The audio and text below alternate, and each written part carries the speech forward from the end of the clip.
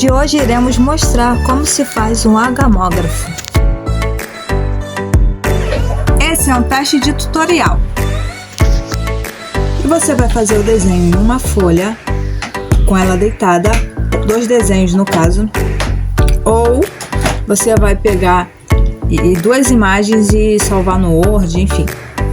E aí essas 2 imagens, você vai salvar metade da forma paisagem, né?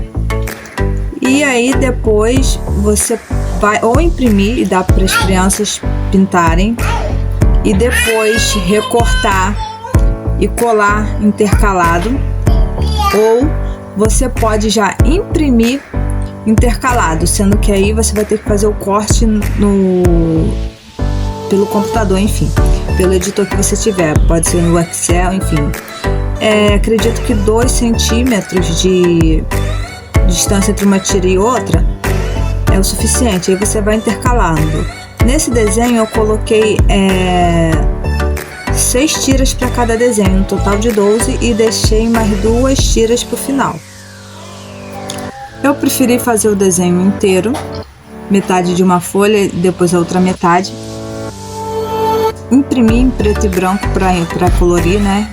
E aí recortar as tiras e colar as tiras intercaladas, e aí imprimir novamente dessa forma, para não ter que editar no computador, fazer essa parte da edição no computador, que eu achei que seria mais fácil. Mas você pode editar tudo no computador já, tá? Aí é com você. O que eu achei interessante é que a tia que falou para as crianças pintarem, falou, no caso desse desenho específico, pintarem primeiro o coração, porque eu achei que elas poderiam ficar um pouco confusas de não estar pintando o desenho inteiro, mas de estar pintando o desenho em tiras, assim, né? Ainda que já tivesse sido imprimido direto, eles estavam, no caso, pintando o desenho em recortes, vamos dizer assim, né? Eles poderiam se confundir e não entender o que estava no desenho, mas eles conseguiram direitinho, conforme ela falou, para eles pintarem o coração primeiro, eles identificarem dentro ali daquele desenho o que fazia parte do coração, e para eles pintarem o coração primeiro. Eles fizeram muito direitinho, eu achei perfeito.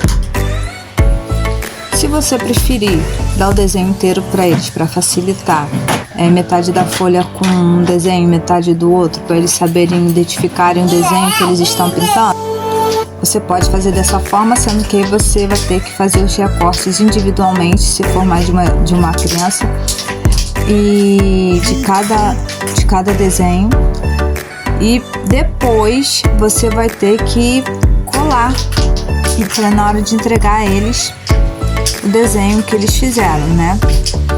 Aí isso pode ser que você não consiga entregar no mesmo dia, teria que ser para entregar em outro dia. Então, dessa forma que eu fiz, eu achei mais prático, para que fosse algo que você pudesse fazer no dia mesmo e entregar no mesmo dia para as crianças.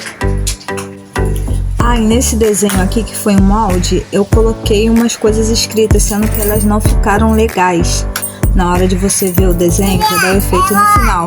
O que eu tirei, então eu acabei tirando do produto final